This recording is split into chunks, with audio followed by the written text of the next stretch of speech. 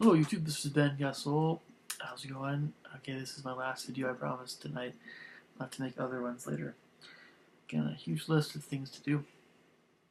This one's really straightforward. Um, I'm going to probably do some more reviews of video games I played in the past, though. Yeah, I think so. Maybe even more than movies, but anyway, so I know a lot about certain video games, that's for sure. So yeah, I'm going to be doing that more in the future. This is more stuff, a little bit of the past though, so not necessarily the really recent stuff. But I think a lot of you guys have either played games in the past, or you were fond of the 90s games or 2000 games. Anyway, so this video is going to have to do with two of our favorite things, apparently in the United States and the world. Star Wars and Star Trek. Are you a Warsy or a Trekkie? I've been asked that question before, and I didn't know what they meant at first. Like, once it was explained to me, I was like, oh, I guess I'm a Warsy. You know, there are a lot of people that don't really take these things very seriously. And the older one gets, the more that tends to be the case. I think I mentioned that before in another video, but this is going to get into this fascination you have with Star Wars and Star Trek. Why are they so popular? Well, I have my own trains of thought here. Let's start with Star Trek, my lesser favorite of the two. Okay, I think Gene Roddenberry, first off, is an awesome guy. Of course. Who doesn't like Gene Roddenberry? He's great. Now, you guys, I'm sure there's all kinds of YouTube videos about the actors. I'm not going to get into the actors. The actors, they're different characters. Yeah, there's already so much that's been said about that stuff. It's more the premise of the TV show than the movies later on. Well, to be honest, Star Trek started out in its first few seasons as something very... Well, I love the 60s and 70s. I do. I love all the stuff that's going on there. I love that. I mean, I really do love the 60s and 70s. In anything. You show me any TV show, well, many of them. Some of them are a little bit boring, but well, so many of them though that were so many good ones, and into those interesting pastel colors. All those. Anyway, that's all the 60s, yeah. But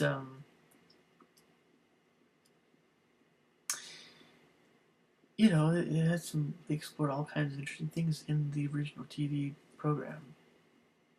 Star Trek kind of, after a little while, some of the ideas got a little older. Once you start having this canon, right, the idea of canon, C-A-N-O-N, canon, it kind of takes the wind out of some of the just awesome brainstorming energy, imagination that makes a franchise go through the roof sometimes in popularity. I think a lot of people liked the original Star Trek because it was so... there's this interesting kind of feeling sometimes when you come across a very attractive yet different alien kind of woman, right? A little bit dramatic, romantic, William Shatner. What's that weird thing? And are we going to make it off this planet alive? And the weird civilizations they come across. It's the different stuff. There's some certain memories that stick with you with Star Trek. The original Star Trek. That was really good stuff. I thought that stuff was great. Personally, I think Leonard Nimoy, William Shatner, and all those guys are just they're just awesome, awesome folks. And I know there's the spats with George Takei. I told you guys I wasn't going to get into that in this video. I know there's all kinds of things about that already. I like George Takei and I like William Shatner. I'm not going to pick sides, so don't make me pick sides, okay? I like both those guys. They're both just fine. I'm not going to pick sides. Okay. Alright. Okay, so the other ones, well, Patrick Stewart, sure. We all love Patrick Stewart.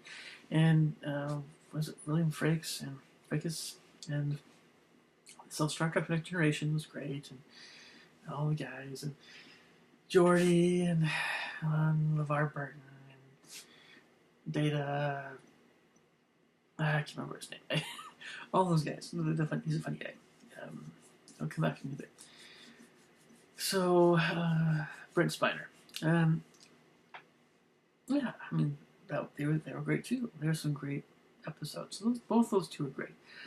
All the other ones, sure. After a while, you kind of lose. Okay, we know who the Klingons are. We know who the Romulans are. We know. You don't have to tell me who has blue blood and who has green blood and who has purple blood and who has. After a while, you kind of like, okay, yeah. Well, we've seen this before. We've heard of this before. We've done this before. And they started getting into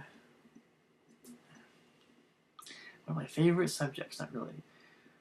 Who can play the captain? Oh, something. You can have. Don't get me wrong.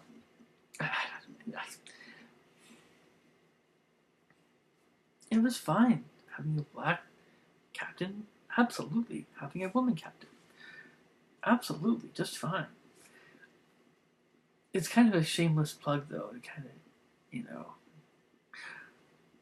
we're an equal opportunity employer. I mean, come on now. It's the Star Trek. I mean, it worked, but it was really kind of obvious what they were doing. It just made it seem kind of cheesy. And then, of course, they had Scott Bakula, whatever his name is, in the later one. I was like, oh, okay, we're still kind of, but the other two captains, black one and the woman one, they were fine captains. And sure. And then we have Barack Obama, and we almost had Hillary Clinton as president. It's Star Trek is obviously more liberal, right? It's always been that way.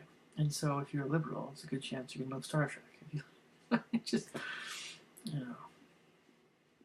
who says that our civilization is superior to all the other ones? And who says that there is but one God?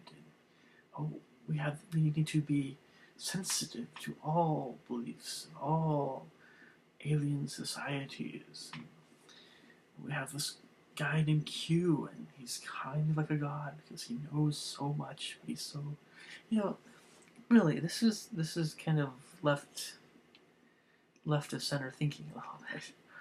It's definitely not monotheistic. It's not really super conservative thinking. Fine, it's all fine and good, but after a while, you just kind of you're like, yeah, Star Trek. To go where no man has gone before. Well, sometimes you literally do, and sometimes it's not always very enjoyable.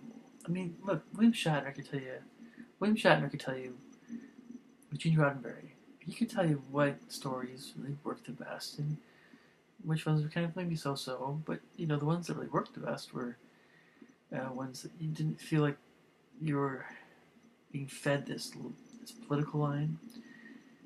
Maybe there's some politics there, but it was kind of beneath the surface. But it was always more there was the emotion, the drama, we had to make a decision quick, otherwise we're going to get killed, or we're going to... We want to get this alien woman that wants to come back with us, and William Shatner is falling in love with her and cheating with him, but he has to go back to the ship because he's a captain, but she can't leave her people. That's what, makes a story good. It's not. Oh, look! We have this unique way of bonding. It's just get. It's not mind meld, right? Oh, come on now, come on. I don't want to hear about. Never mind. It's just really a little wacky. Okay, that's Star Trek. Um, so space is always fascinating. Star Trek definitely doesn't have a monopoly on space, but my critique of Star Trek really is kind of like they just tried to get too political. Sometimes more later on.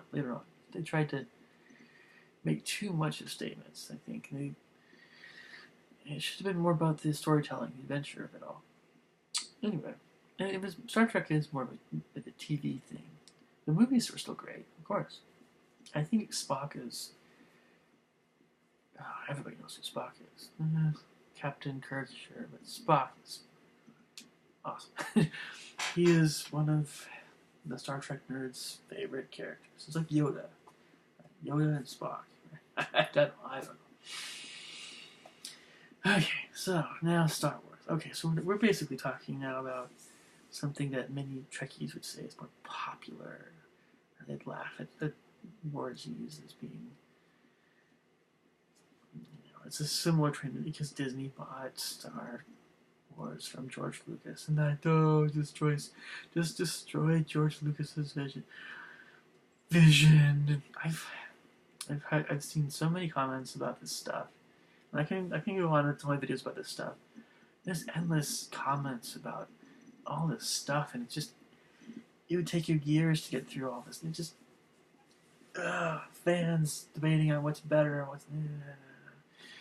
Most of the time, you're just hearing something that's probably coming from. It doesn't matter how old they are. It really does sound very juvenile sometimes. George Lucas and Regina Roddenberry would probably just be having cocktails. I don't know. Just look at these guys go. We were just trying to make a good movie. It's like comparing Beethoven to Mozart. Who's better? At a certain point, you just want to go. I like them both. I like them both. But if I had to pick one, I'll go with Star Wars over Star Trek. But the original Star Wars, not this new stuff. You know what Disney does? Disney always makes things.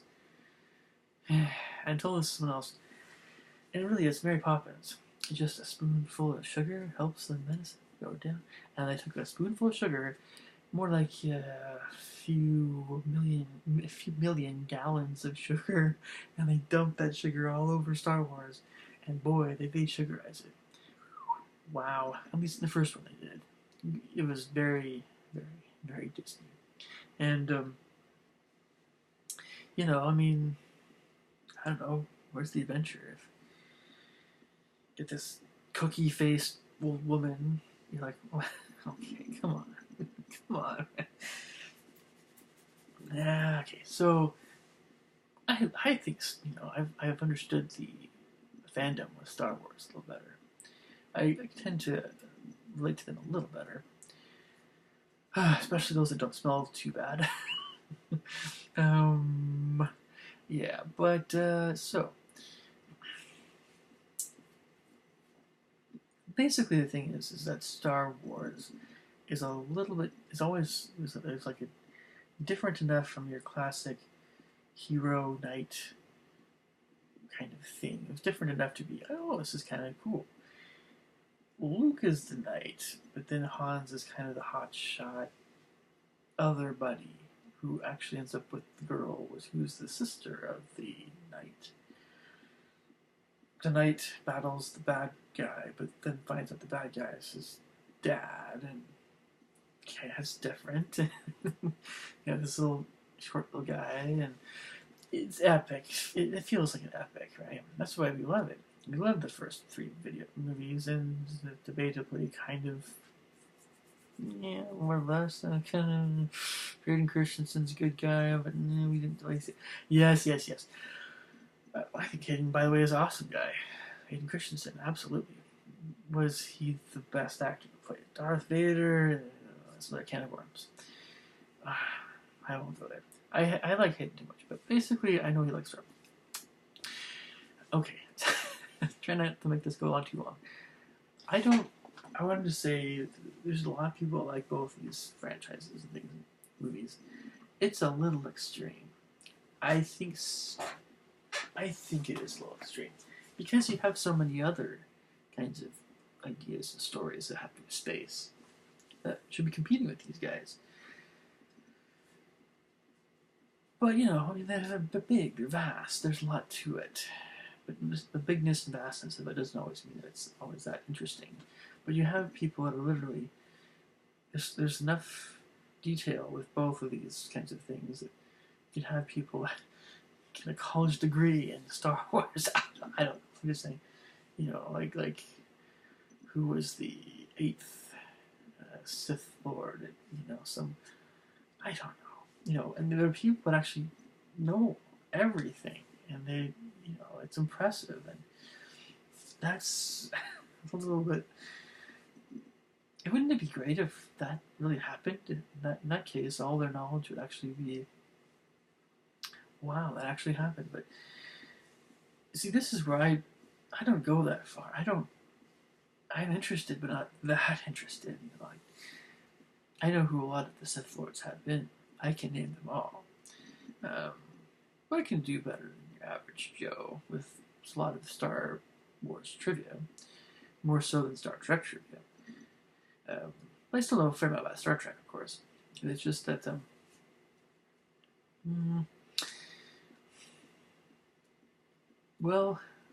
Star Wars has some very memorable characters, and particularly the variety of the characters. So you have, again, Yoda, you had Chewbacca, you had the Wookiee, and the Wookiees, and you had the what do you call them, little teddy bear guys.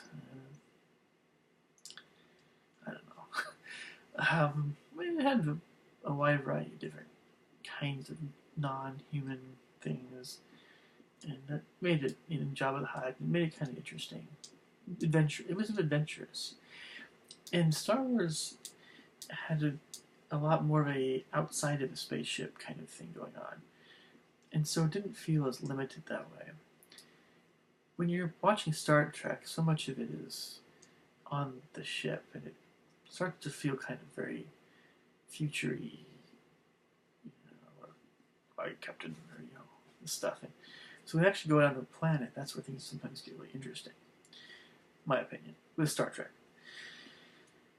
So, but still, I think that there's so many other things that should be competing with these guys that don't seem to be competing as much sometimes with them. And there needs to be new stories that are more in the public eye. And I said this before, I'm very critical of movies these days. Okay, so lastly, I want to talk about. I think Star Trek's kind of been off the radar, kind of a little bit. At least I haven't heard of really a lot of Star Trek things in the last little while. So Star Wars is still pretty big. And really, the funny thing is that I mean, it's kind of like this. There was a time when you had dozens, 30 different kinds of really amazing foods. So imagine being in like a mall food tour, and you have again tons of different places, different cuisines from all over the world, different kinds of kielbasa, gyros, you have fried rice, and you have I don't know, you name it. So that was the way things were, like in the 70s and 80s, 60s, 70s, 80s, with a lot of different movies and things. So that's the way it felt. And now, in the 2010s, you have, what do you have? It does feel a little bit more like you have this little dinky little food court with like 4 or 5 little places. And yeah, I mean, movies are, you can't, people don't know what they're missing, these millennials and younger guys. no idea what a good movie really is. I just have no idea. You know, unless until they see something, they just have no idea. Just Hollywood's cheapened, and it's the fault of the studio executives. I've said it before. So that's you know part of my why with this fascination. Well, the why is people aren't getting anything better than Star Wars right now. Well, why people still want to bicker about Jar Jar Binks, because there's nothing else to bicker about. It's kind of dull. It's kind of, and that's why I'm looking elsewhere. I'm looking in myself, looking at my own imaginative kinds of things, my own creative endeavors, instead of media. If there's ever media that I do watch, it's try to make it worth my while. And it's double whammy. Again, media is not as fun, and I'm a little older, so I'm a little choosier as well, right? So, again, this is all about the fascination of Star Wars and Star Trek. Why? Why? In the end, George Lucas sold his company Disney, and they paid him a hefty amount. But George Lucas, he's a local guy. He knew that Star Wars can run its course. There's more to him than Star Wars. It was his baby, but it's just, this is all fiction, folks. But the idea, the thing about the reason, I think the staying power of certain stories, it has to do again with the ideas that are reinforced. Some things are something is inspiring, or something is frightening. All these things are our psyche, right? And that's kind of the staying power of a lot of these stories. But they're still fiction; they never really happen. So that's why, like, there's a certain point. There's a certain point at which everybody should listen to, take more Sir Alec Guinness's advice and talking to that extreme Star Wars fan, and just everybody needs to make sure that they're actually about things that are real, as well as their enjoyment of things that are fictional. So, all right, talk to you guys later. Thanks. Oh, leave me your comments and thoughts below.